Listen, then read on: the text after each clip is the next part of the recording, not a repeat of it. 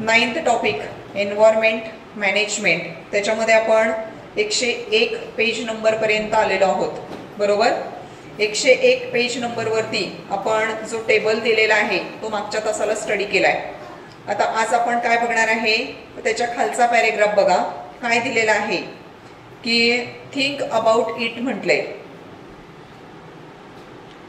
Into which two categories can the waste materials in the list above be classified? आता वरती जी आपण list दिलेली आहे, म्हणजे कालच्या तासाला जे आपण सगळ्या प्रकारचे वेस्ट स्टडी केले, तर ते कुठल्या टाईपच्या वेस्ट मध्ये येतं. मग आता वेस्टचे मुख्य 2 प्रकार आहेत. वेस्टचे किती प्रकार आहेत? 2 प्रकार आहेत. कुठले 2 प्रकार आहेत बघा.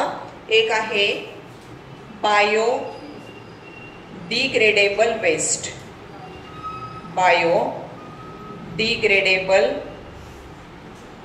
वेस्ट, आणि दुसरं आहे non biodegradable waste, non biodegradable waste. 2 प्रकारचे वेस्ट आहेत. एक आहे बायो डिग्रेडेबल आणि दुसरं आहे नॉन बायो डिग्रेडेबल. आता बायो डिग्रेडेबल याचा अर्थ काय? आता मी काही उदाहरणं सांगते बघा, तुम्हाला सांगता येते का? समजा खराब झालेली फळं आहेत, भाज्या आहेत, खरकट अन्न पदार्थ आहे, झाडांचा पालापाचोळा आहे, हे बायो डिग्रेडेबल वेस्ट आहे. म्हणजे ते काय होतं, काही दिवसामध्ये कुजून जातं, हे की नाही, आणि नष्ट होऊन जातं. म्हणजे हवेमध्ये, मातीमध्ये जे वेगवेगळ्या प्रकारचे मायक्रो ऑर्गॅनिझम्स आहेत त्याच्या साह्यानं कुजवण्याची प्रक्रिया होते आणि ते वेस्ट काय होतं, नष्ट होऊन जातं. अशा प्रकारचं जे वेस्ट असतं त्याला काय म्हणायचं? Biodegradable waste. काय म्हणायचं त्याला? बायो डिग्रेडेबल वेस्ट असं म्हणायचं. आता बघा पुस्तकामध्ये काय दिलेलं आहे, this type of waste is easily degraded by microbes, हे की नाही. हे जे वेस्ट आहे बायो डिग्रेडेबल वेस्ट, हे काय होतं? Degraded by microbes. कोणाच्या साह्याने याचं विघटन होतं? मायक्रोब्स. मायक्रोब्स म्हणजे कोण? सूक्ष्मजीव, हे की नाही. हे सूक्ष्मजीव कुठं कुठं असतात? सगळीकडे असतात. हवेमध्ये असतात, मातीमध्ये असतात, हे की नाही. ज्या वेळेला हा कचरा मातीमध्ये पडतो त्यावेळेला हवेतले जंतू, त्या मातीतले जंतू काय करतात? त्या कचऱ्याचं पूर्ण विघटन घडवून आणतात. तर अशा टाईपचं जे वेस्ट मटेरियल असतं त्याला काय म्हणतो आपण? Biodegradable waste. आता हे जे बायो डिग्रेडेबल वेस्ट आहे हे मुख्यतः ऑर्गॅनिक टाईपचं वेस्ट आहे. ह्यालाच काय म्हटलं जातं? This waste it is called as organic waste. Organic waste म्हणजे काय? सेंद्रिय पदार्थ. ऑर्गॅनिक वेस्टचा अर्थ काय? ऑर्गॅनिक म्हणजे सेंद्रिय, हे की नाही. सेंद्रिय कचरा असं आपण त्याला म्हणू शकतो, की जो काय होतो? विघटनशील आहे, जो पटकन त्याचं डिकम्पोजिशन होतं. आणि डिकम्पोजिशन करण्यासाठी कोण आवश्यक असतात? मायक्रो ऑर्गॅनिझम्स आवश्यक असतात. तर या मायक्रो ऑर्गॅनिझमच्या साह्यानं हे जे वेस्ट मटेरियल आहे त्याचं काय होतं? डिग्रेडेशन होतं. आता बघा ह्या ठिकाणी हे जे वेस्ट मटेरियल आहे, this waste it is mainly of the organic type and this waste it is called as the wet solid waste. आता मी आधीचे तुम्हाला नावं सांगितली की नाही, काय काय बघा बरं. ह्या ठिकाणी मेनली किचन वेस्ट. मग किचन वेस्ट मध्ये काय येतं? एकतर खराब झालेली फळं येतात, किंवा भाज्या आहेत, किंवा खरकट आहे, हे की नाही, अन्नपदार्थ. त्याच्यानंतर समजा चूल वगैरे पेटवल्यानंतर जी राख निर्माण होते लाकूड जाळल्यानंतर, that is called as the ash. त्याला काय म्हणायचं आहे? ॲश म्हणायचं आहे. त्यानंतर त्या ठिकाणी माती आहे, जनावरांचं शेण वगैरे आहे, that is called as the डंग. त्याच्यानंतर प्लांटचे वेगवेगळे पार्ट्स आहेत. ह्या सगळ्या प्रकारचे जे वेस्ट आहे सगळं ऑर्गॅनिक वेस्ट आहे. आणि हे जे वेस्ट आहे त्याला आपण काय म्हणू शकतो? तर it is also called as the wet solid waste. यालाच काय म्हणू शकतो आपण? Weight solid waste. वेस्टला दुसरा शब्द आहे बरं का, ह्याला काय म्हणायचं? Garbage. Wet solid waste or garbage. Okay, so wet solid waste किंवा त्यालाच काय म्हटलं जातं? गार्बेज म्हटलं जातं, wet garbage, wet solid waste किंवा काय दुसरा शब्द वेट गार्बेज. ओके, तर हे जे गार्बेज आहे हे इझिली काय होतं, डिकम्पोज होतं. काय होतं, डिकम्पोज, म्हणजे this waste it is easily decomposable. हे वेस्ट कसं असतं, पटकन त्याचं विघटन होणारं असं वेस्ट असतं. त्याला काय म्हणायचं आहे, डिकम्पोजेबल. काय शब्द आहे, डिकम्पोजेबल. डिकम्पोजेबल म्हणजे काय, विघटनशील.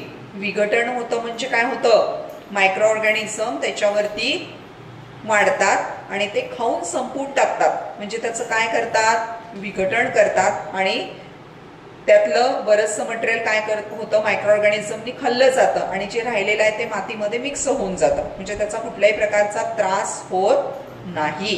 ह्याला काय म्हणायचं आहे, that is called as the wet solid waste किंवा वेट गार्बेज. ओके, दुसरा प्रकार बघा इथं लिहिलेला आहे, नॉन बायोडिग्रेडेबल वेस्ट. दुसरा प्रकार काय लिहिलाय, नॉन बायोडिग्रेडेबल वेस्ट. आता नॉन बायोडिग्रेडेबल का म्हणायचं याला, की जे वेस्ट हे कुजणार नाही आहे, मायक्रो ऑर्गॅनिझमच्या साहाय्याने ज्याचं विघटन होणार नाही आहे, अशा टाईपचं जे वेस्ट असतं त्याला काय म्हणायचं, non biodegradable waste. It is non decomposable. Non decomposable म्हणजे काय, जे काय होत नाहीये, कुजत नाहीये, त्याला काय म्हणायचं, नॉन डिकम्पोजेबल. ओके, कितीतरी वर्षापर्यंत हे वेस्ट अशाच पद्धतीनं साचून राहणार आहे. मग त्यामध्ये वेगवेगळ्या प्रकारचं वेस्ट येतं बघा. सगळ्यात महत्वाचं प्लास्टिक, हे की नाही, किंवा मेटल्स, मटेरियल्स ऑफ मेटल्स, हे की नाही, हे काय आहे तर नॉन बायोडिग्रेडेबल वेस्ट आहे. आणि हे जे वेस्ट आहे त्याला ड्राय सॉलिड वेस्ट किंवा ड्राय गार्बेज असा शब्द आहे. It is called as the dry solid waste और ड्राय गार्बेज. बघा बरं, हे दोन प्रकार समजले का तुम्हाला, वेट गार्बेज आणि ड्राय गार्बेज. वेट गार्बेज हे काय होतं, कुजलं जातं. तसं ड्राय गार्बेज काय होतं, एन्व्हायरमेंटमध्ये साचत राहतं, हे की नाही. प्लास्टिकच्या पिशव्यांवरती का बंदी आणली, तर ते काय होत नाही, कुजत नाही आणि ते काय होईल, दिवसेंदिवस काय होत राहतं, साचत राहतं. आणि आपण जर समजा ते जाळलं तर त्याच्या ज्वलनामधून हार्मफुल असे गॅसेस बाहेर पडतात.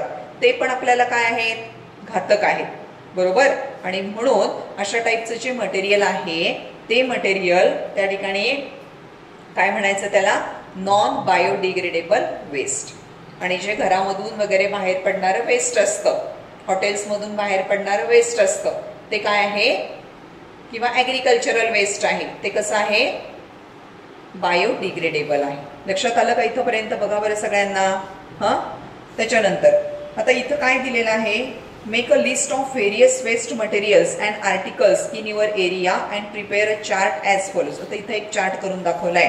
त्याच्यामध्ये काय सांगितलंय, तुम्ही वेगवेगळ्या प्रकारचे काय जमा करा, कचरा जमा करा आणि त्याच्यामध्ये खालच्या मुद्द्यांना धरून त्याची माहिती संकलित करा. काय सांगितलंय बघा बरं. पहिलं काय दिले त्यांनी, प्लास्टिक बॉटल दिले. काय दिले, प्लास्टिक बॉटल.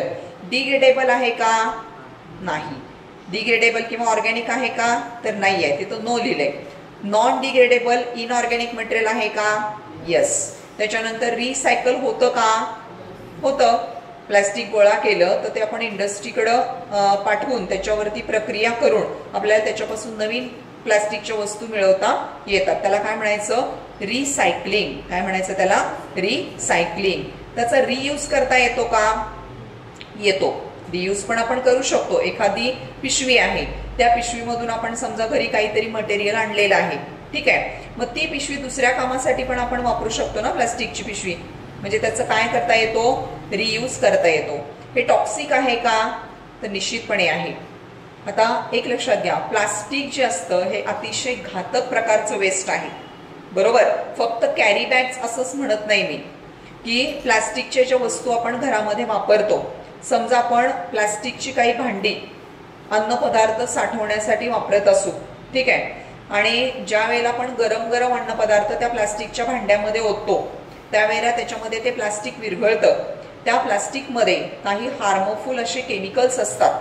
ते केमिकल्स त्या अन्नपदार्थामध्ये मिक्स होतात आणि ज्या वेळेला आपण ते अन्नपदार्थ खातो त्यावेळेला आपल्या पोटामध्ये असे केमिकल्स जातात आणि त्यामुळं सातत्यानं जर तुम्ही वर्षानुवर्ष असंच प्लॅस्टिक मधलं खात असाल तर तुम्हाला कॅन्सर होण्याची शक्यता असते. त्यामुळं प्लास्टिक हे अतिशय डेंजरस असं मटेरियल आहे. त्याचा यूज शक्यतो काय करायचा, टाळायचा. आपण ज्या पाण्याच्या बॉटल्स वगैरे वापरतो पाणी नेण्यासाठी त्या सुद्धा कशा पाहिजेत, स्टीलच्या बॉटल्स आलेल्या आहेत. बरोबर आहे. स्टील थोड्या कॉस्टली जातील परंतु तुमचं लाईफ सेव्ह होईल ना त्यानं, हे की नाही. त्यामुळे कशा बॉटल्स वापरायच्या, स्टील बॉटल्स वापरायच्या. तुम्ही डबे जे नेता, टिफिन नेता की नाही, तो टिफिन पण कसा पाहिजे, स्टीलचा पाहिजे. प्लास्टिकच्या ह्याच्यातून कुणीही टिफिन आजपासून नेणार नाही. सांगितलं मी कारण. गरम गरम भाजी, सकाळी गडबडीत तुम्ही बाहेर पडता, समजा सकाळी तुमचं शाळा आहे असं आपण कन्सिडर करू, तर त्यावेळेला काय होईल सांगा, गरम गरम भाजी त्या डब्यामध्ये घातली, दुसऱ्या डब्यामध्ये चपाती घातली गरम गरम, तर ती गरम भाजी असल्यामुळे ते प्लास्टिक काय होतं, त्या अन्न पदार्थामध्ये उतरतं आणि त्याच्यामुळे काय होणार आहे, ते तुम्ही खाता परत आणि खाल्ल्यानंतर पोटामध्ये गेलं की त्याच्यामुळे काय होणार, रोग निर्मिती होते, कॅन्सर सारखे दुर्धर आजार निर्माण होतात. आणि म्हणून प्लास्टिकचा वापर शक्यतो काय करायचा, बंद करायचा. आलं लक्षात. So that is the plastic. आता चला खालचा पॅरेग्राफ बघा काय दिलेला आहे. Harmful effects of the solid waste. पुढचा पॉइंट काय आहे, harmful effects of the solid waste. हे बघा, harmful effects of the solid waste. काय काय हार्मफुल इफेक्ट्स आहेत. सॉलिड वेस्ट म्हणजे काय, कालचं तसं सांगितलं मी, घन कचरा, आहे की नाही. मग त्याच्यामध्ये दोन्ही प्रकारचं वेस्ट येतं. वेट गार्बेज पण आहे आणि ड्राय गार्बेज पण आहे. तर सगळ्याला मिळून काय म्हणायचं रे, सॉलिड वेस्ट. काय म्हणायचं, सॉलिड वेस्ट. बघूया इथं काय काय आहेत त्याचे दुष्परिणाम. बघा बरं. Effect on biodiversity. बायोडायव्हर्सिटी म्हणजे काय, जैवविविधता. बायोडायव्हर्सिटीचा अर्थ काय, जैवविविधता. आता जैवविविधता म्हणजे काय, आपल्या आजूबाजूला प्रेझेंट असणारे जे काही प्लांट्स आहेत, ॲनिमल्स आहेत, हे की नाही, सगळे लिव्हिंग ऑर्गॅनिझम्स आहेत, त्यांनी मिळून काय बनली, ही सजीव सृष्टी बनली. त्या कचऱ्याचा परिणाम त्यांच्यावरती होत असतो. आता एक लक्षात घ्या, समजा आपल्या घराच्या जवळ मोठा कचऱ्याचा ढीग साठलाय, काय होतं सांगा मला, आपल्याला त्याचा त्रास होतो की नाही.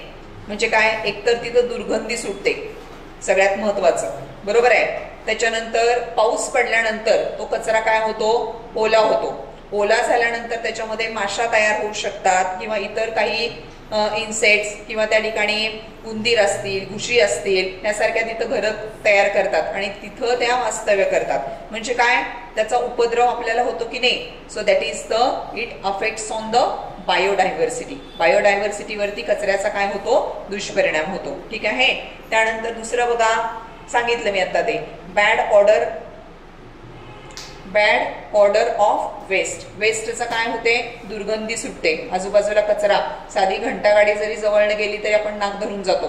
का, तर त्याच्यामध्ये जी घाण टाकलेली असते त्याचा आपल्याला काय होते, दुर्गंधी येते, है की नाही. म्हणजे काय, तर या ठिकाणी बॅड ऑर्डर. त्यानंतर बघा, हा जर कचरा असा साचत राहिला तर त्याच्यामधून काही घातक असे गॅसेस बाहेर पडतात.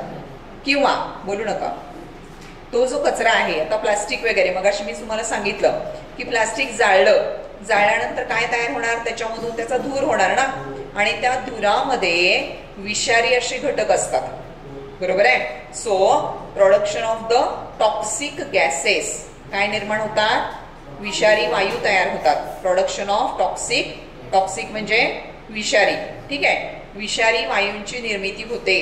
त्यानंतर बघा, डिग्रेडेशन ऑफ नॅचरल ब्युटी. लक्ष द्या सगळीकडं.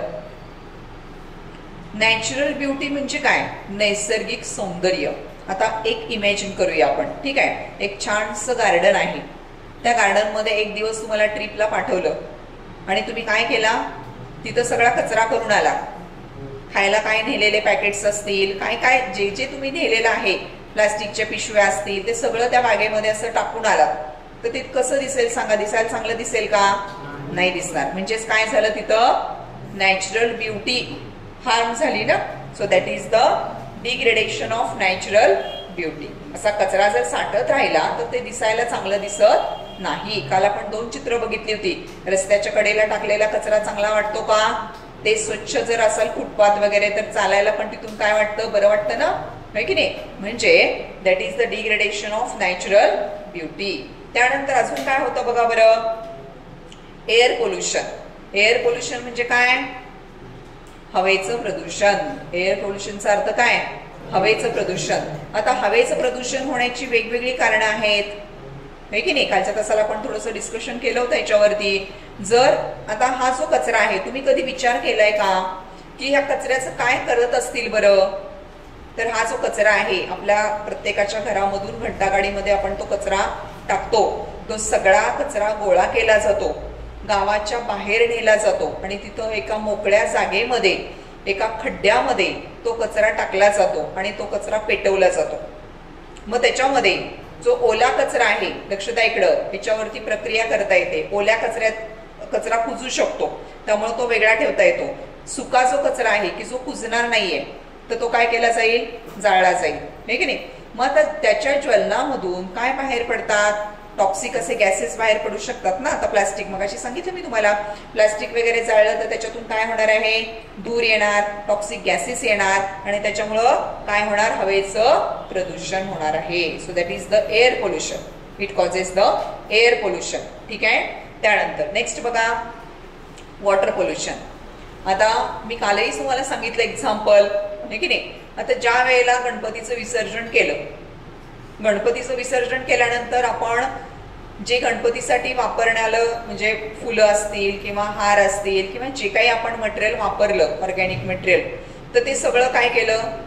लोकांनी काय केलं? पाण्यामध्ये टाकलं. पाणी खराब होतं की राहतं सांगा बरं? ह्याच्यामुळे काय होणार? पाणी खराब होणार ना, हे की नाही. ते जर प्लास्टिकच्या पिशव्या वगैरे टाकल्या तर त्या प्लास्टिकच्या पिशव्या कुजणार नाहीत. त्या प्लास्टिकच्या पिशव्या काय होतात? त्या पाण्यामध्ये तशाच राहतात आणि हळूहळू आता एका घरामधून समजा 4 पिशव्या टाकल्या, 100 लोकांच्या 400 पिशव्या झाल्या, 1000 लोकांच्या 4000 पिशव्या झाल्या.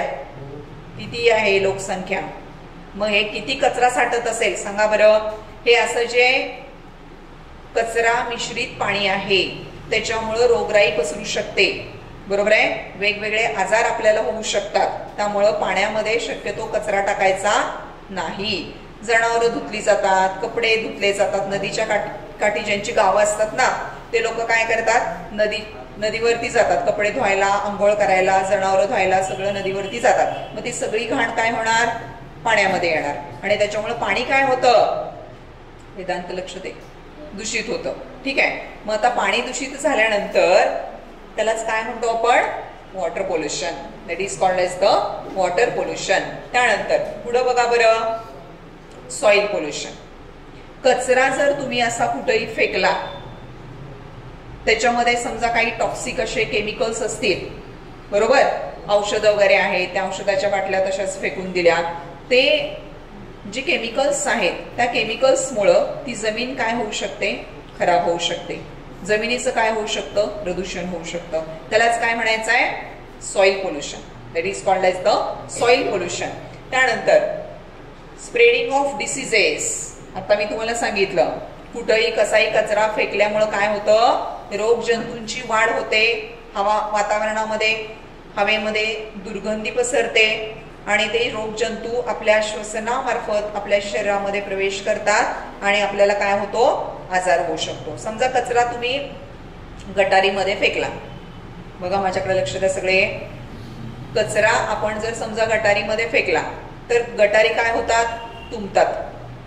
पाणी जायचं चोकअप होणार ना. प्लास्टिकच्या पिशव्या, अंड्यांची कवचं काहीही टाकलेल्या असतात, प्लास्टिकच्या बॉटल्स टाकलेल्या असतात गटारीमध्ये. बघा बरं, ते लोक साफसफाई करतात त्यावेळेला ते काढून घाण साईडला ठेवतात ना. त्याच्यामध्ये बघत चला काय काय टाकलेलं असतं लोकांनी.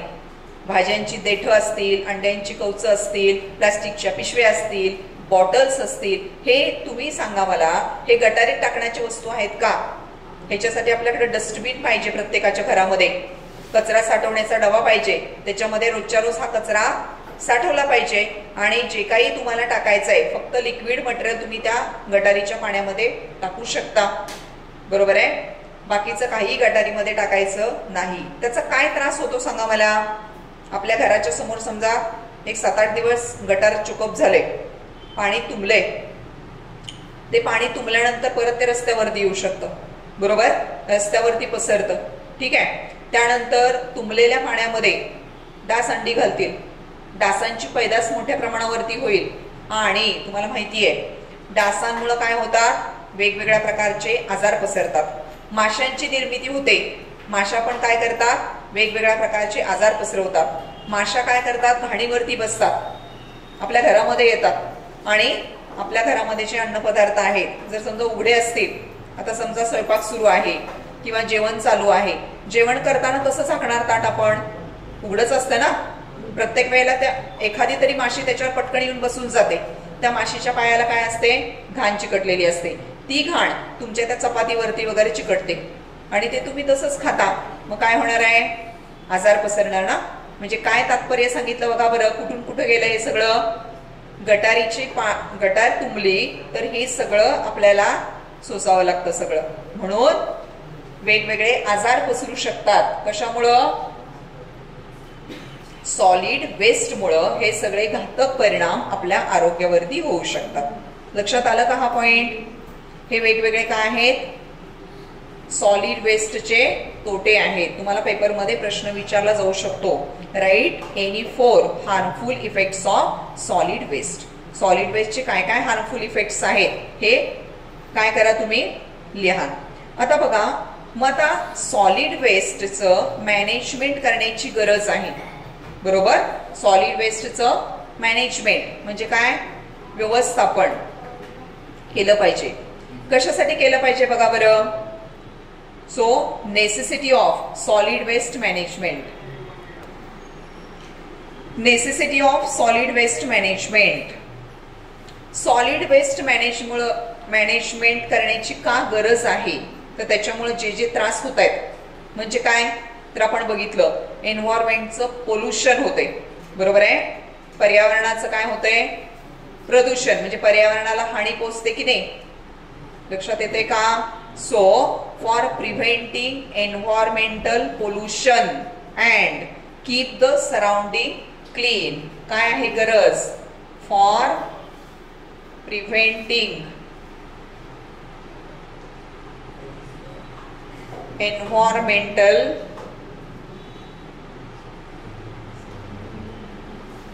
pollution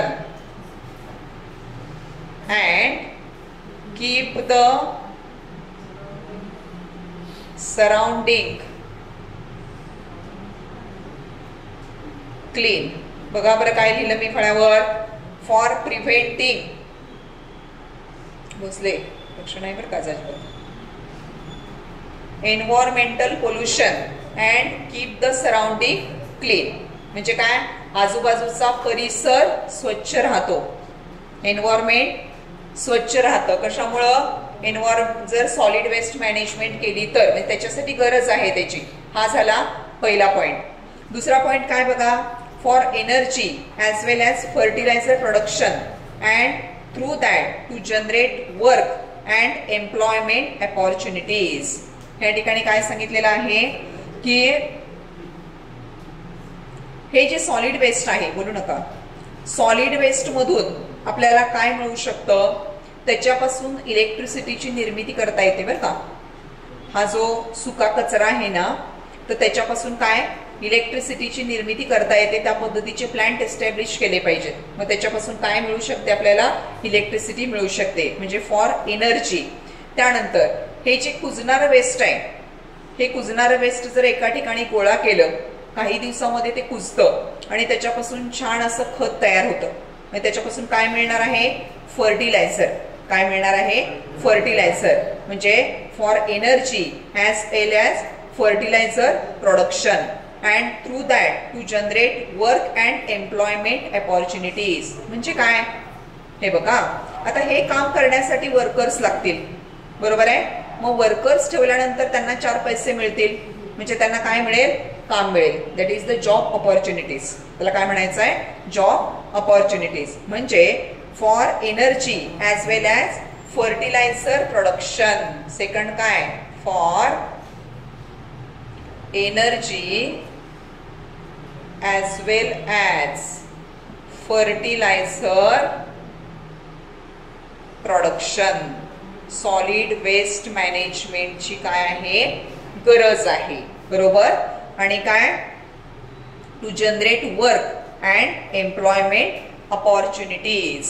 तिसरा पॉइंट करूया आपण.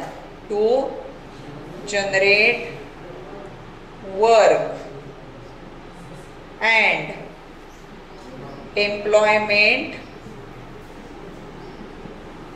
अपॉर्च्युनिटीज.